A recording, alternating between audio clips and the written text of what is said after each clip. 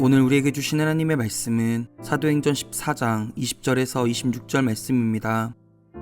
제자들이 둘러섰을 때에 바울이 일어나 그 성에 들어갔다가 이튿날 바나바와 함께 더베로 가서 복음을 그 성에서 전하여 많은 사람을 제자로 삼고 루스드라와 이고니온과 안디옥으로 돌아가서 제자들의 마음을 굳게 하여 이 믿음에 머물러 있으라 권하고, 또 우리가 하나님의 나라에 들어가려면 많은 환난을 겪어야 할 것이라 하고, 각 교회에서 장로들을 택하여 금식 기도하며 그들이 믿는 주께 그들을 위탁하고 비시디아 가운데로 지나서 밤빌리아에 이르러 말씀을 버가에서 전하고 아달리아로 내려가서 거기서 배 타고 안디옥에 이르니, 이곳은 두 사도가 이룬 그 일을 위하여 전에 하나님의 은혜에 부탁하던 곳이라. 오늘 이 말씀에 많은 은혜 받으시기 바랍니다. 사도행전 지금 14장 저희가 함께 읽었는데요. 이 부분 함께 읽을 때는 13장, 14장을 같이 읽는 게 좋죠. 왜냐하면 바울이 안디옥 교회의 목회자로 세움을 입은 다음에 그 다음에 첫 번째로 안디옥에서 출발해서 우리가 1차 전도 여행이라고 불리우는 복음을 전하는 여행, 또 도시를 찾아다니면서 복음을 받아들인 사람에게 세례를 주고 그 사람 중에서 리더를 선택해서 장로로 세우고 교회를 세우는 사역이 지금 23장과 14장에 잘 보여지고 있습니다. 안디옥에서 출발해서 배를 타고 구브로라고 우리가 옛날에 불렸던 섬에 가서 살라미에서 바보를 통해서 다시 육지로 가는데 아달리아죠. 그래서 그곳에 간 다음에 그곳에부터 시작해서 비스디아, 안디옥, 이고니온 이렇게 쭉 루스트라, 더베까지 계속해서 이렇게 이동하면서 전도합니다. 어떤 곳에서는 하나님을 잘 받아들인 역사가 있었고, 또 어떤 곳에서는 그 귀신을 쫓아내는 바보에서 있었던 것 같은 일이 있고, 여러 가지 일들이 있습니다. 근데 이고니온에서는 좀 어려움이 있었죠. 그래서 루스드라에 갔다 온 다음에 이고니온에서부터 유대인들이 쫓아와서 바울이 어려움을 바나바와 함께 당해서 돌에 맞아서 사실은 버림을 당한 적도 있습니다. 이것이 이제 전도 여행 중에 일어난 일인데, 더베에 가서 돌로 맞은 그 다음 달에 또 전도하고 이들이 좀 지쳐서 돌아가기로 결정합니다. 오랜 시간의 전도 여행은 지금과는 달리 이동도 자주 걸어야 하고 잠자는 것도 마땅치 않아서 누군가 호의를 베풀어서 잘 곳을 내줘야 되고, 먹는 것도 구걸하다시피 먹어야 되니까 쉬운 일이 아니었습니다. 쉽지 않은 여정이기 때문에 아마 집에 빨리 돌아가고 싶었을 것입니다. 그런데 바울과 또 바나바가 집으로 직접 돌아가는 안디옥까지의 직선 거리를 택하지 않습니다. 지도를 다시 보시면 저기 더베에서부터 안디옥까지는 조금 내륙으로 가든지 아니면 배를 이용해서 가면 조금 더 편하게 갈 수 있는 짧은 거리입니다. 근데 바울은 다시 자기가 왔던 길을 되돌아갑니다. 그래서 우리는 물어볼 수밖에 없죠. 좀 빨리 가면 그저 한 주에서 두 주, 열흘 정도면 갈 수 있는 길을 왜 다시 오랜 시간을 들여서 고생했던 도시들을 찾아서 되돌아갔는가? 되돌아간 이유가 무엇인가 하는 것을 여러분이 보실 수 있습니다. 14장은 특별히 우리가 읽은 부분 20절 이하는 바울이 왜 되돌아갔는가를 잘 보여줍니다. 바울이 되돌아간 이유가 어떤 것인가 하면, 바울이 들렸던 도시마다 들려서 복음을 전하고 복음을 믿기로 결정하고 세례를 받고 그리스도인으로 사는 사람들과 그들이 함께하는 공동체, 즉 교회가 제대로 있는지를 확인하기 위함이다, 이렇게 쓰고 있습니다. 지금 어린 영혼들을 키우는 부모의 심정으로 자신이 안디옥에서 떠나서 거쳐왔던 도시마다 복음을 전한 사람을 다시 만나서 그들의 마음 가운데 확신을 주고 그들이 그리스도를 살도록 격려하고, 또 그들의 믿음의 단계에 따라 지금은 이렇게 신앙생활하면 좋겠습니다 하고 가르치려고, 교훈을 주려고 그 도시로 다시 가는 거죠. 우리는 이 모든 과정들을 돌봄이라고 얘기합니다. 그래서 저는 바울이 스스로를 믿음의 부모라고 칭한 이유를 알 수 있을 것 같습니다. 그럼 바울은 믿음의 부모로서 그가 이 전도 여행을 통해서 머물렀던 도시마다 다시 돌아가서 무엇을 했는가 하는 점을 아는 것이 중요하다고 생각합니다. 그것은 여러분이 믿음 있는 부모라면, 오늘 설교를 제가 믿음 있는 부모라면 이렇게 했는데요, 적어도 세 가지를 실행하려고 노력하셔야 합니다. 첫 번째로 믿음의 부모로서 바울이 행한 일은 어떤 것이냐 하는 것은 22절에 보면 나와 있습니다. 22절 처음에 어떻게 시작했죠? 제자들의 마음을 굳게 하여 이 믿음에 머물러 있으라 권하고. 이 부분이 전 참 중요하다고 생각합니다. 우리가 믿음의 부모가 되었을 때 자녀에게 줄 수 있는 첫 번째는 마음을 굳게 하는 것입니다. 여기 성경 그대로 하면 마음을 굳게 하다 그랬는데, 굳게라는 헬라어 단어는 어떤 것인가 하면 두 가지 뜻을 기억하시면 좋겠습니다. 첫째는 더욱 강하게 하는 것입니다. 이미 있는 것을 더 강화시키는 것입니다. 이미 있는 것을 점점 강하게 만드는 것입니다. 또 하나는 어떤 것인가 하면 확실하게 하는 것입니다. 그러니까 아무것도 없는 것 위에 여러분이 마음을 굳게 하는 게 아닙니다. 이미 믿기로 작정하고 결심하고 이미 그리스도인이 된 사람이라면 그 사람이 더 믿음이 강하여지고 더 믿음이 흔들리지 않는 확실함 가운데 설 수 있도록 돕는 것입니다. 그러니까 바울이 그 도시들을 다시 되돌아가기를 원한 것은 그리스도를 향한 마음이 약하여졌으면 좀 강하게 만들려는 의도가 있었다는 거죠.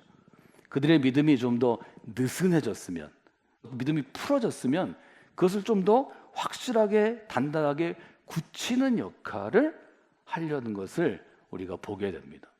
실제로 예수 그리스도를 믿는 것이 지금도 어려운데 그 당시는 얼마나 어렵습니까? 로마 제국이 사실은 핍박했습니다. 유대인들도 핍박했습니다. 예수님 잘 믿어서 좋은 일이 생기는 때가 아닙니다.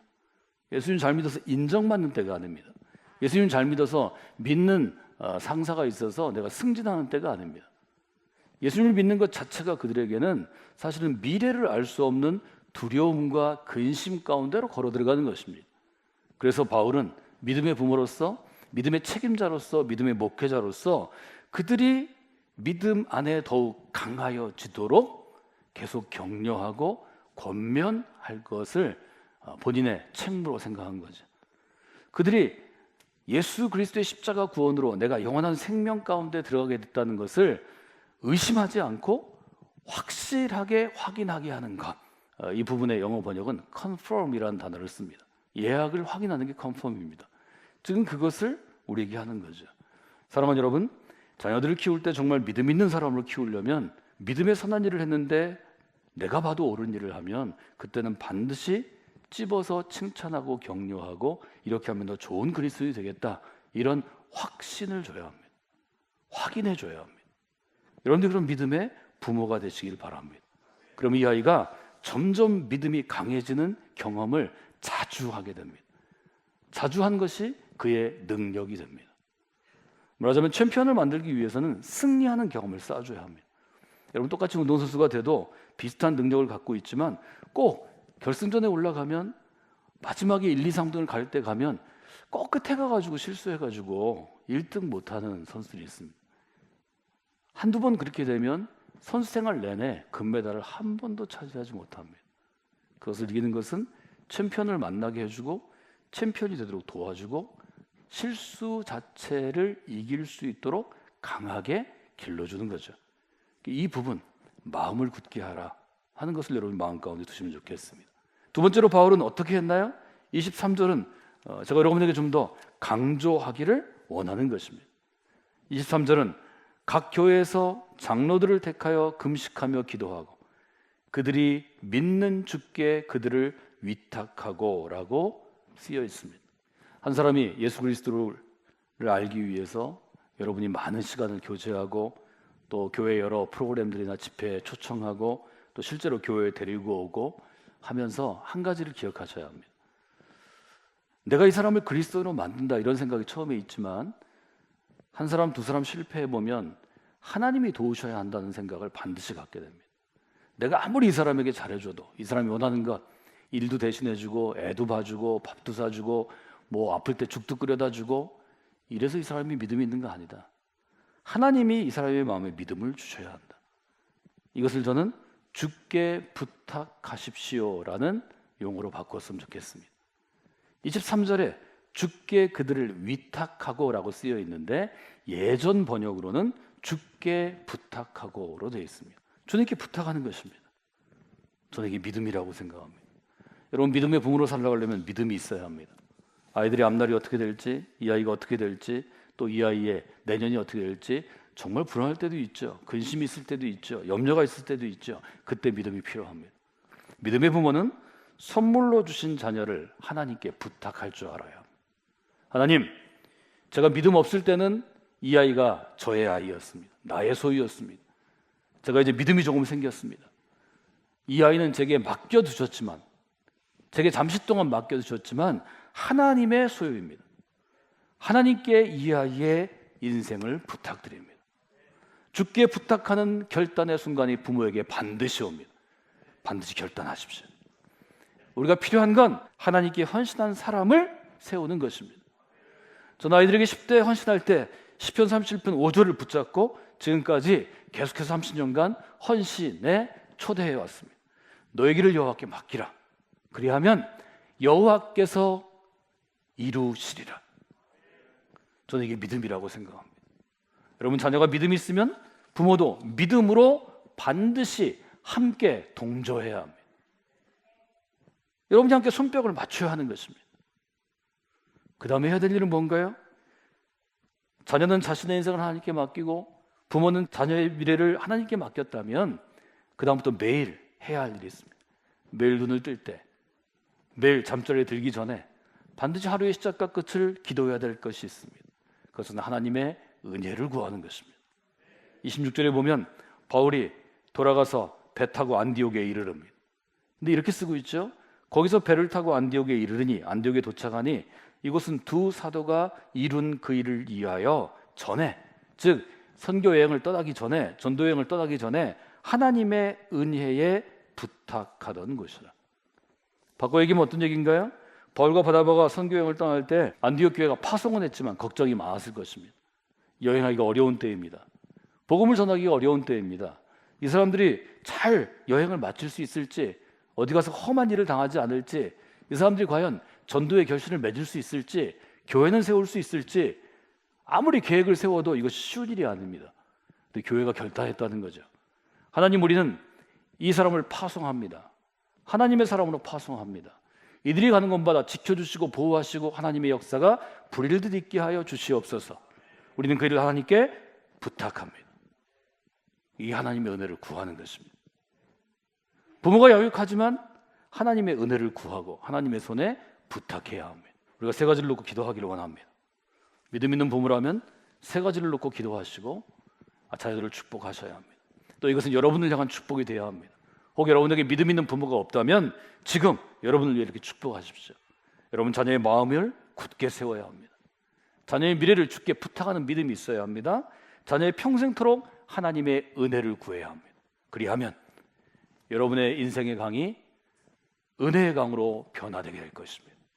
하나님의 은혜가 풍성히 흘러가는 강물이 되면 그 위에 인생의 배를 띄우십시오.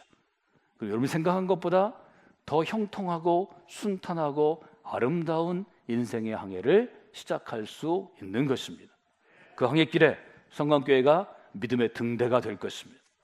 이 등대를 따라서, 등대의 빛을 따라서 여러분이 그 항해를 더욱더 복되고 아름답게 하시는 분들이 되시기를 주님의 이름으로 축원해 드립니다.